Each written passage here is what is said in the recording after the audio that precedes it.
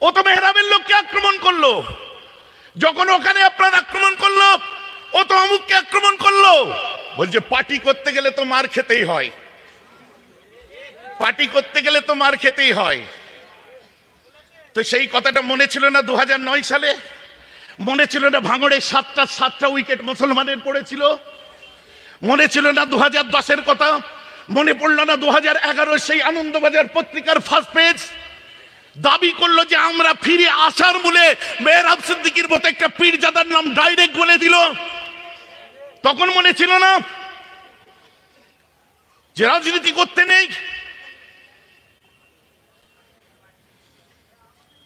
আমি জানি মুজাদ্দেদে জামানের ধুলো তোলা হচ্ছে। দাদা হুজুর করেছেন? দাদা হুজুর করেননি, তার ব্যক্তিগতভাবে সে করছে, আমি বলে দিচ্ছি। এবারে বলুন অধিকার আছে না নেই? বলবেন রেজাল্ট কি হয় দেখা যাবে, রেজাল্ট কি হয় দেখা যাবে। আমরা ভেবেই নিয়েছি রেজাল্ট খারাপ হবে, যান মেনে নিলাম, হাসুন কিছুদিন। ওকে বলবো মেনেই নাও রেজাল্ট খারাপ হবে, হাসুন কিছুদিন। কিন্তু 34 বছর ধরে রেজাল্ট খারাপ করেছিল তৃণমূল কংগ্রেস, কিন্তু বামফ্রন্টের ভয় ছিল ওরা 34 বছর হারলেও পেছনে তাড়া করার কেউ আছে। কথাটা আমার বুঝতে পারছেন না? এটা মাটির পুতুল হিসেবে খেলা করছে।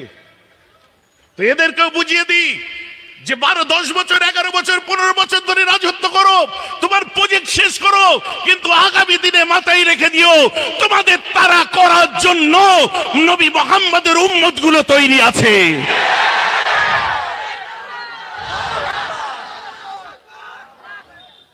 আজ দুঃখের সাথে আফসোসের সাথে বললাম কতগুলো কথা। নবী দিবসের আলোচনা না করলে নয়, বিস্তারিত আমি বলবো না, আগেই বলে দিয়েছি। আবারও খাবে তো আটবে তো, এবার কম্পিটিশন। আমার কথা বুঝতে পারছেন? বাইকে ছেড়ে দাও, যাবে ওখানে অফিসে বসে।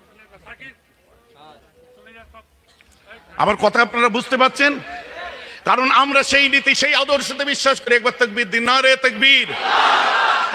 গলার আওয়াজ নেই খামাখা, দাঁড়ানো মানুষ সবাই মিলে বলুন নারে তাকবীর, নারে তাকবীর। সিলসিলা হক মুজাদ্দিদুজ জামান, সিলসিলা হক মুজাদ্দিদুজ জামান। আমাদের সকলের প্রিয় আওলাদে মুজাদ্দিদুজ জামান, আমাদের সকলের প্রিয় ছোট ভাই আব্বাস সিদ্দিকী। নারে তাকবীর। আওয়াজটা যেন বুকের মধ্যে কন কন কন কন করে।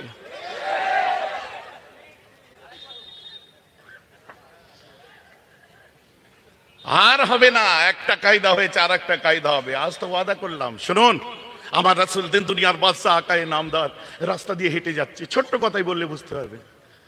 নবীজি আমার হেঁটে চলে যাচ্ছেন, হঠাৎ দূর থেকে আবু জেহেল দেখতে পেয়েছে আল্লাহ রাসূলকে। হাদিস পাক শোনাচ্ছি গো। আবু জেহেল দেখতে পেয়েছে আমার রাসূলকে, দেখার পর হঠাৎ একটা হাতে পাথর তুলে পিছনে লুকিয়ে দিয়েছে। বলছে মুহাম্মদ, মানে কি আমার হাতে কি আছে বলো তো? আমার রাসূল খুব ক্যাজুয়ালি নিজের খুব সুন্দর মুখের বাণী দিয়ে বললেন, চাচা আপনার হাতে কি আছে আমি কি করে বলবো? আপনার হাতের মধ্যে যা আছে ওই বলে দেবে আমি কে। হাতের ভেতর থেকে কলমা শরীফের আওয়াজ আসছে।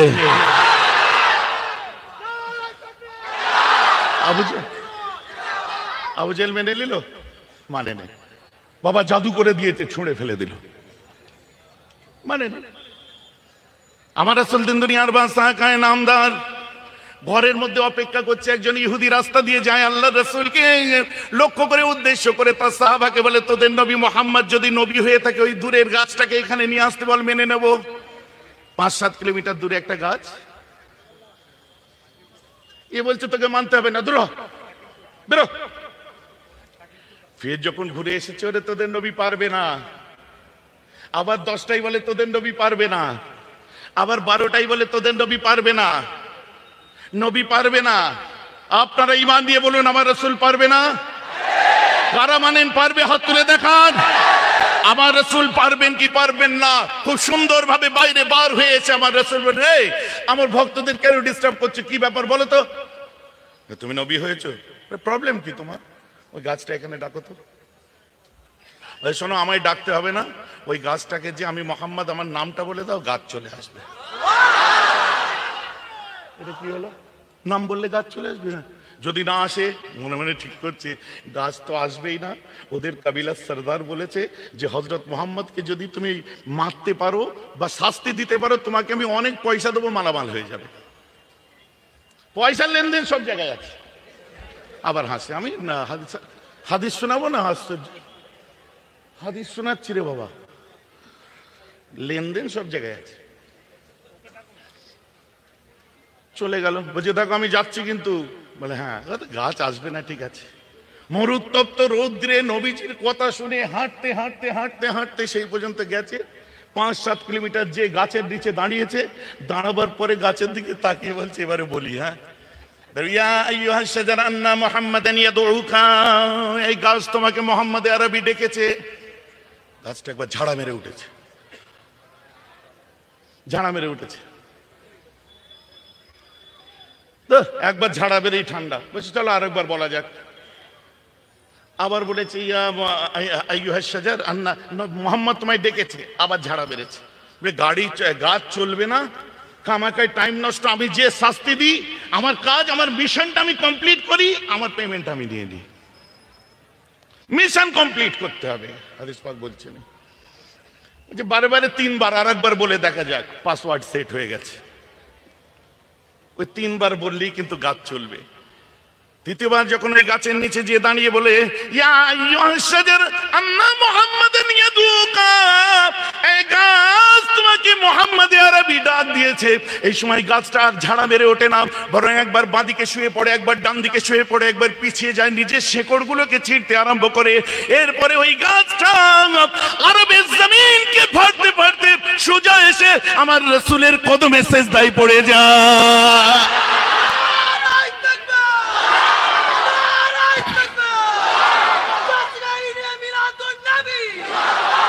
গাছ কোথায়? আমার রাসূলের কদমে এসে সিজদায় পড়ে যায়। এ পেছন পেছন দৌড়ে এসে হাঁপিয়ে গেছে। বলে কিরে, আমাকে শাস্তি দিবি নি? হাতটা বাড়িয়ে বলছি, এটাই যদি তোমার ইসলাম হয়, আর দেরি করো না, কলমা পড়ে আমায় মুসলমান করে দাও। আছে কোথায়? গত কদিন আগেকার কথা বলি শুনুন।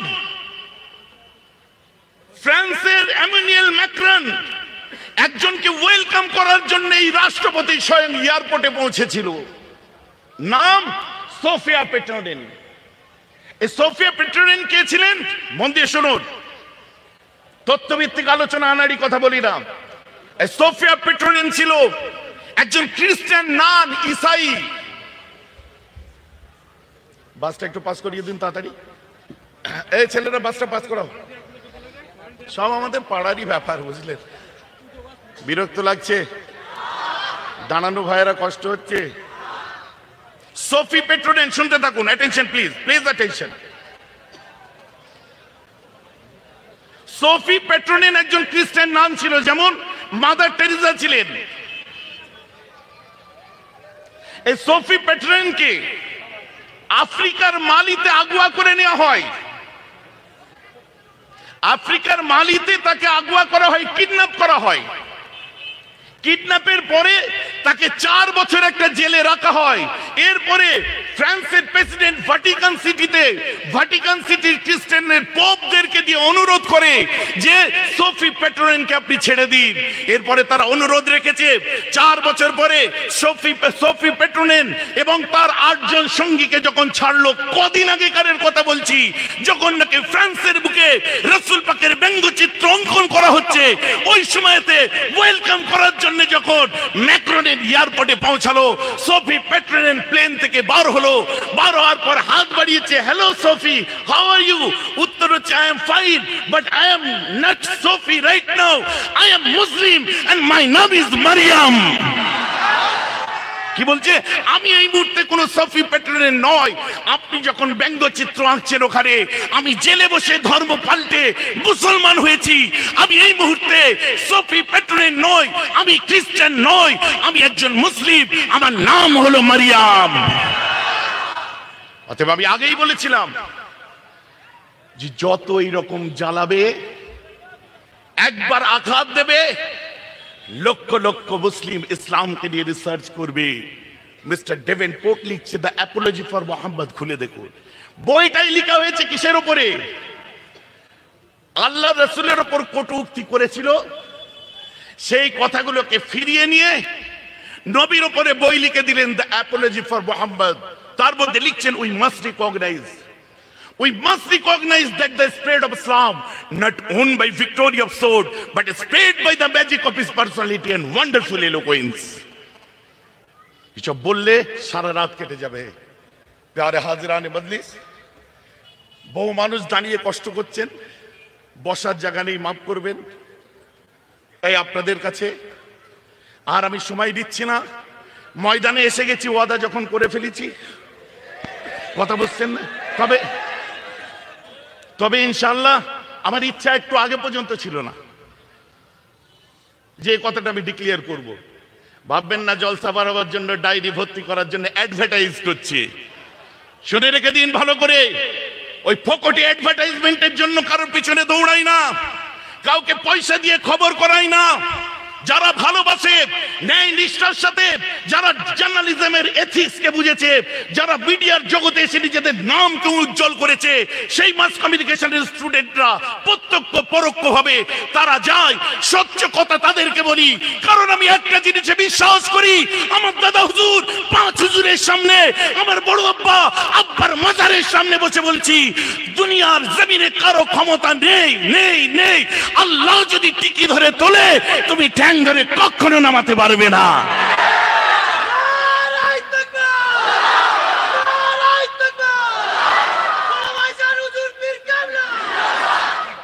আল্লাহ যদি টিকি ধরে তোলে, তুমি ঠ্যাং ধরে টেনে কচু হবে।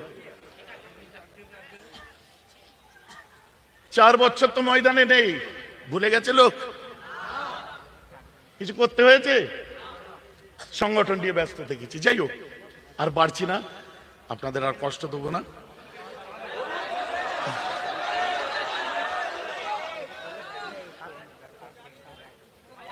আর একবার একটুখানি, হ্যাঁ,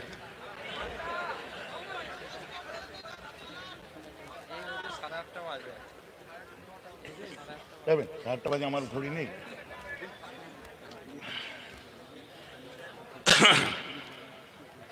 চলুন অল্প কথায় গল্প একটুখানি করে ছেড়ে দেবো, হ্যাঁ, কারণ আমি ইচ্ছা করে রাত করব না।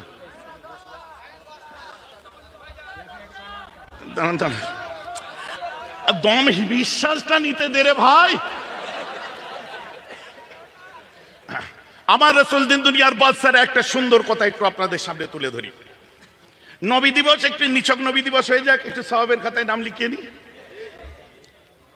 নবী দিবস আমি যে করব, কোনো মুসলমানের ভাষায় করব না। বলে কেন? আরে মজার ব্যাপার তো এখানেই, আমার রাসূলকে আল্লাহ এমন একটা নিয়ামত করেছিলেন, যারা নবী দিবসের ময়দানে দাঁড়িয়ে কষ্ট করছেন এবং যারা বসেছেন, আল্লাহ উভয়কে কবুল করে দিয়েছে। যদি বলেন কেন? আল্লাহ রাসূলের এই মিলাদুন নবীতে যারা খুশি করেছে, আনন্দ করেছে, আমার এই বাচ্চাগুলো থেকে আরম্ভ করে আমার নিজের পাড়ার, বুঝলেন, আমার ছোট ছোট ভাইপোরা আছে, এর মধ্যে আমার ছোট ভাইয়েরা আছে, বড় ভাইয়েরা আছে, চাচারা আছে, আত্মীয় স্বজন আছে, তারা আজকে খুশি করে ঈদ ও মিলাদুন নবী করেছে। সাথে সাথে একদিকে আনন্দ আর অপরদিকে ক্ষোভকে উগরে দেওয়ার জন্য একটা ময়দান করেছে। আর সেই ময়দানে হাজির হয়েছেন আপনারা, যারা ওয়াদা করে নেমেছে। কত হুঙ্কার এসেছে আপনাদের বিরুদ্ধে, কত রকমের আপনাদেরকে হুমকি দেওয়া হয়েছে, কত রকম ভাবে আপনাদেরকে হ্যারাস করার চেষ্টা করা হয়েছে। কত গণমাধ্যম এখানে সাংবাদিকরা বসে আছে, যাদের পিঠেতে এখনো যদি গেঞ্জি গুলো খুলে দেখি তো পিঠে ওই কাঁচ দিয়ে আর অন্যান্য জায়গার মারের দাগ খুঁজে পাবেন। কিন্তু তাও তারা ভুলে যায়নি। শত শত মিডিয়া আজ এখানে দাঁড়িয়ে আছে, আবার ট্যাপ করার কথা আছে। ভাষাটা ট্যাব না ট্যাপ কি, আমি তো গুলিয়ে ফেলছি। আর একটু পড়াশোনা আমায় করতে হবে।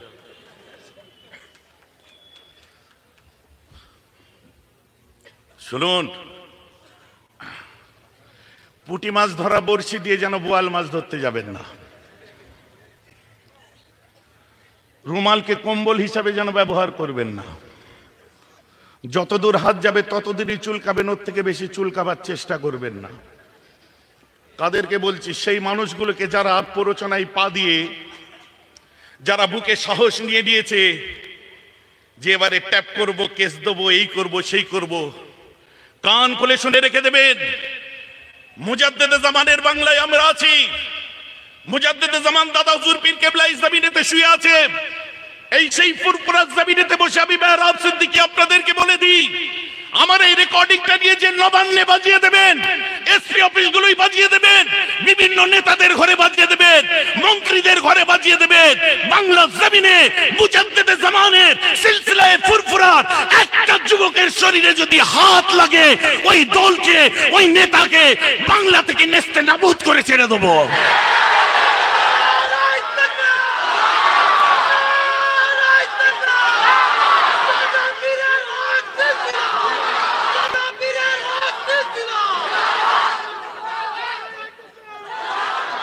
আর সেইগুলোকে চিহ্নিত করে রেখে দিন যারা ফড়ং ফড়ং ফড়ং ফড়ং এদিকে ওদিকে বসে বসে করে। 14 বছর চুপ করে বসেছিলাম, বরদাস্ত করেছি, আর চুপ করে বসে থাকবো না। ওই পলিটিক্যাল ছেলেগুলোকে বলে দিই, ওই রাজনীতির মানুষগুলোকে বলে দিই, ওই নেতাগুলোকে বলে দিই, ওই লিডারগুলোকে বলে দিই, ওই চাটুকারগুলোকে বলে দিই, এবারে যদি ময়দানে আসো, মেহরাব সিদ্দিকী ইটের জবাব পাথর দিয়ে দেবে।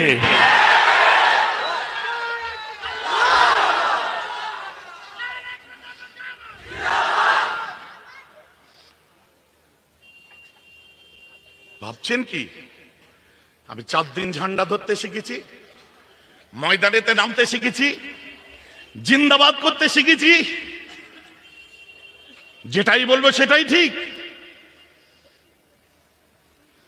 আপনাদের চোখের পানি আপনার নয়, আপনাদের চোখের পানি আমার। আপনাদের কষ্ট আপনাদের নয়, আপনাদের কষ্ট আমার। আপনি ভুল করেন, ঠিক করেন, আমার পক্ষে যান, বিপক্ষে যান, আমার বিরুদ্ধে কথা বলেন, সম্পূর্ণ আমার বিরোধিতা করতে থাকুন। সঠিক মুজাদ্দেদে জামানের যদি আওলাদ হই, প্রকৃত যদি কুরাইশ খানদানের খুন শরীরে থাকে, আপনি আমার দুশমন হলেও আপনার জন্য বদদুয়া নয়, আপনার জন্য দোয়া চাওয়াটাই পীর সাহেবদের কাজ। কথা ঠিক বলছি না ভুল বলছি? আজকে আদর্শ ভুলে গেলে হয়ে গেল। যারা এই স্রোতের বিরুদ্ধে সাঁতার কেটে বিভ্রান্তমূলক কথাবার্তা বলে, যে যে লেভেলেরই হোক, যে যে ধরনেরই নেতা হোক, লিডার হোক, বিচ্ছিন্ন করে দিন জনগণের কাছ থেকে তাদেরকে। কারণ আপনারাই লাঠি ধরেছিলেন পার্টিকে জিতাবার জন্য, বোম প্রথম আপনারাই চালিয়েছিলেন, বন্দুক প্রথমে আপনারাই ধরেছিলেন, লড়াই করার জন্য আপনাদেরকেই ব্যবহার করা হয়েছে। আপনারা লড়াই করেছেন, আপনারা মার খেয়েছেন, আপনারা লাঠিচার্জ হয়েছে, বাড়িতে আগুন লাগিয়েছে, মাথা ফাটিয়ে দিয়েছে, হসপিটালে ভর্তি করেছে। ওদের কানে বাজিয়ে দিন কথাটা, যারা মার খেতেও জানে, ওরা মারতেও জানে। কিন্তু সে মার ব্যালটের মার হবে, সে মার গণতন্ত্রের মার হবে, সে মার রাজনৈতিক মার হবে, সে মার ইটের জবাব পাথর দিয়ে দেওয়া হবে। আমার বুঝতে পারছে তো? মুজাদ্দেদে জামানের দরবার শরীফের সামনে, আজ যে বাড়ির সামনে জানেন এই সবরে সারি করতে বসেছি, আমার দাদি গতকাল কি ইন্তেকাল করেছেন, এই ময়দানেই আমি জানাজা পড়ে গেছি। সব আমার জ্ঞাতি গোষ্ঠী, আমাদেরই বাড়িগুলো, আমাদের আত্মীয় স্বজনদের বাড়ি এগুলো। গত কদিন আগে শরীর খুব বাড়াবাড়ি ছিল, ছেলেটা মাহারা হয়ে গেছে। আব্বাকে আল্লাহর রাসূলের দেশে হাদিয়া দিয়ে দিয়েছে। বুঝতে পারেননি যে দাদি ইন্তেকাল করলেন, তো দাদির যিনি স্বামী আমাদের দাদু ছিলেন, ছেলেটা তার এতিম হয়ে গেছে আজকে। মাহারা বাপারা হয়ে গেছে। তাই বলছে আব্বাকে অনেকদিন আগে রসুল পাকের দরবারে নজরানা দিয়ে দিয়েছে। বলেন না সুবহানাল্লাহ, কত নসিবওয়ালা। আরবের জমিনে শুয়ে আছে, আর গতকালকে মাকে হারিয়ে ফেললো। তো আজ সব থেকে ভালো লাগছে কি জানেন, তার এখনো 4 দিনের সবরেসানি হয়নি, কালকে ইন্তেকাল করেছে। আমাদের নসিব যে দাদির প্রথম সবরেসানি তার নিজের জায়গার উপরে হাজার হাজার মানুষ মিলে আজকে আমরা সবাই মিলে করব। আল্লাহ বেহতার জানেন, এত মানুষের সবরেসানি নসিবে তার হবে বলেই আমার আল্লাহ বেহতার বুঝে হয়তো তাকে নিয়েছে যে তার ভিটেতে এত বড় সবরেসানি তার হবে, তাই তো নাকি? চলুন যেটা বলছিলাম ওখানে বাদ দিই, একটুখানি আগিয়ে দিই। আল্লাহ রসুলের চাচা ছিলেন আবু লাহাব। কে ছিলেন আবু লাহাব? তাব্বাত ইয়াদা আবি লাহাবিন ওয়া তাব। হ্যাঁ শুনে শোনার ভালো করে, আমি কোরআন শরীফ বলছি গো। তাব্বাত ইয়াদা আবি লাহাবিন ওয়া তাব, কোরআন সাক্ষ্য দিচ্ছে। আবু লাহাব কে ছিল, তার হাতকে কিভাবে জ্বালানো হয়ে, আল্লাহ কোরআন খুলুন। সে আবু লাহাব আল্লাহ রসুলের চাচা ছিলেন। আর আমার রসুলের যখন মিলাদ হয়েছিল, আমার রসুলের মিলাদে তার একটা দাসী ছিল, নাম হচ্ছে সুয়াইবিয়া।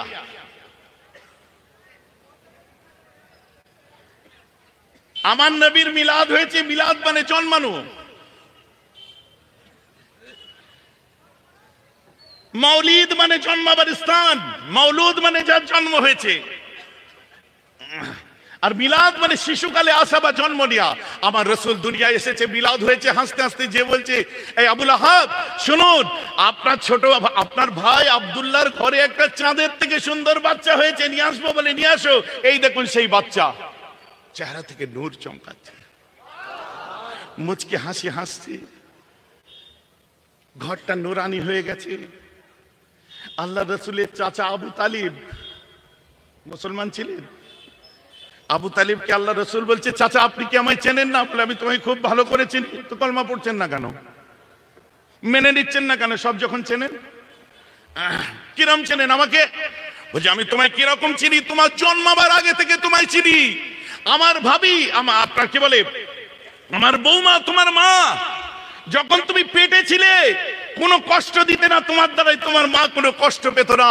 তোমার মা যখন পানি আনতে বাইরে কুয়ার কাছে যেত, বুঝতে পারছেন? বুঝে যাচ্ছে? মন দিয়ে শুনতে হবে, আপনাদের অনুরোধে আমি বলছি। কিন্তু যখন কুয়ার কাছে যেত, কুয়ার পানি মরুদ্দেশে এত নিচে নেমে যেত, কিন্তু তোমার মা তোমাকে পেটে নিয়ে যখন ওই কুয়ার পাশে যেত, সঙ্গে সঙ্গে ওই কুয়ার পানিটা আস্তে আস্তে আস্তে আস্তে তোমার মায়ের হাতের কাছে চলে আসতো। আমি নিজের চোখে দেখেছি। আর কি দেখেছেন? বলছে শোনো, আজকে তো মিলাদুন নবী হচ্ছে, তাবারুক বাটা হবে, অনেক জায়গায় লাড্ডু বাটা হয়েছে। হয়েছে কি হয়নি? মিলাদ হয়েছে। বলে শোনো, তুমি যখন ছোটবেলায় দুনিয়ায় তশরিফ এনেছিলে, প্রত্যেক ঘরেতে মায়ের আঁতুর ঘর থেকে একটা গন্ধ আসে। প্রত্যেক বাচ্চা জন্মাবার পরে তার শরীরে একটু নোংরা ময়লা লেগে থাকে, আর সে চিত হয়ে শুয়ে হুয়া হুয়া করে কাঁদতে থাকে। এই মুহাম্মদ, তুমি যখন জন্ম নাও, তোমার একটু পর্দা করে দেওয়ার পরে, মাকে একটু পর্দা করে দেওয়ার পরে আমি ওই ঘরে ঢুকলাম, ঢুকে দেখি তোমার শরীরে কোনো ময়লা লেগে নেই, তোমাকে যেন গোসল করে জমিনে পাঠানো হয়েছে। তোমার শরীর থেকে গন্ধ নয়, মিশকে আম্বরের খুশবু বার হচ্ছে, আর তুমি চিত হয়ে নয়, আল্লাহর দরবারে সিজদারত অবস্থায় দুনিয়ায় এসেছো।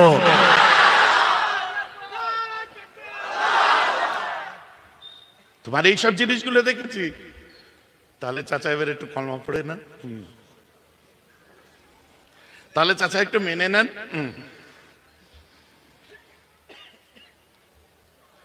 এই যে আমার রাসূলের মিলাদ শুনছেন, আবু তালেব মানলো না। ওই কানে কানে স্বীকার করেন, পাবলিকলি বলতে হবে না, না আমার হবে না। ভাই আমার কথা বুঝতে পারছেন? এই যে এটাকে বলে মিলাদুন নবী। যারা শুনছেন 50টা, আপনার কি বলে, যারা শুনছেন তারাও নফল ইবাদতের সওয়াব পাচ্ছেন, যে বলছে সেও নফল ইবাদতের সওয়াব পাচ্ছে। আর যারা এখানে বসে দরুদ ও সালাম পড়ছে তাদের কি অবস্থা? আমার রাসূল মেরাজের রাত্রিতে যখন গিয়ে দেখলো আপনাদেরকে দেখতে পাই, সুবহানাল্লাহ, গলা বসে গেল, থাক আর যদি উনি সেই সন্ধ্যে থেকে বেচারারা চিল্লাচ্ছে। আচ্ছা, আমাদের গলার কি টেম্পারমেন্ট বুঝতে পারছো?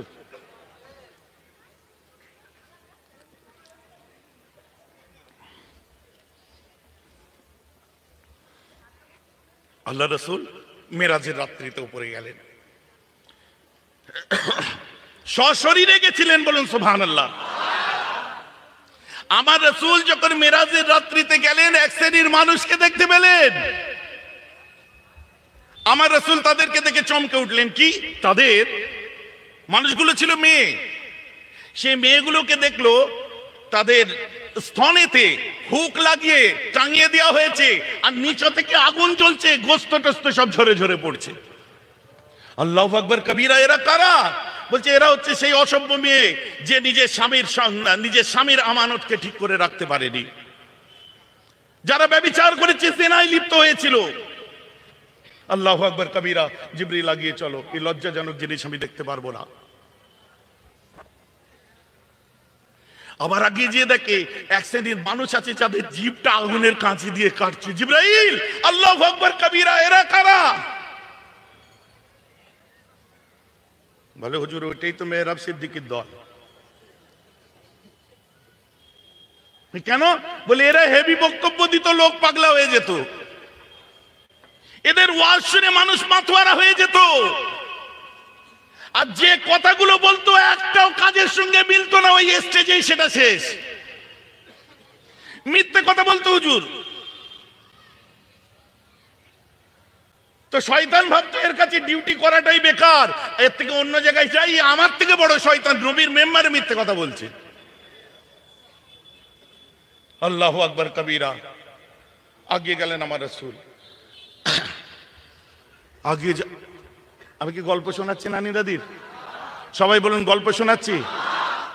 আপনাদের কি মনে হচ্ছে মন গড়া কথা? এটা কেতাবি কথা নয়। আমার রাসূল আর একটু আগিয়ে দেখে এক শ্রেণীর মানুষের পেটে আগুনের আংরা টকবক টকবক করে জ্বলছে। আল্লাহু আকবার কবীরা। এই জিবরাইল, এরা কারা? বলে হুজুর আপনারই এক শ্রেণীর উম্মতেরা। পেটে আগুন জ্বলছে কেন? কি হয়েছে এদের? হুজুর এরা না এতিমদের নাম করে পয়সা তুলতো, অনাথদের নাম করে পয়সা তুলতো। এখানে বলতে এতিম, ওখানে এতিম, এই দাও সেই দাও, টাকা দাও, লাখ টাকা দাও, বিল্ডিং দাও, গাড়ি দাও, বাড়ি দাও। দূরবীন দিয়ে, ম্যাগনিফাইং গ্লাস দিয়ে ওদের কাছে একটাও এতিম খুঁজে পাওয়া যেত না, কিন্তু বড় বড় বিল্ডিং করেছে, গাড়ি করেছে, বাড়ি করেছে, তাই ওদের পেটে আল্লাহ আগুন ধরিয়ে দিয়েছে।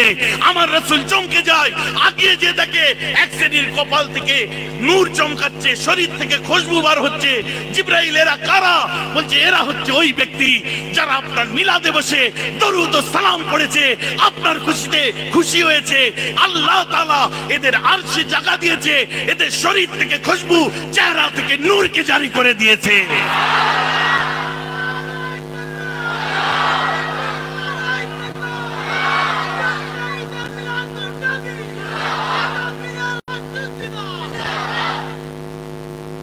কথা বুঝতে পারছেন আপনারা? কারা বুঝতে পারলেন তো নাকি?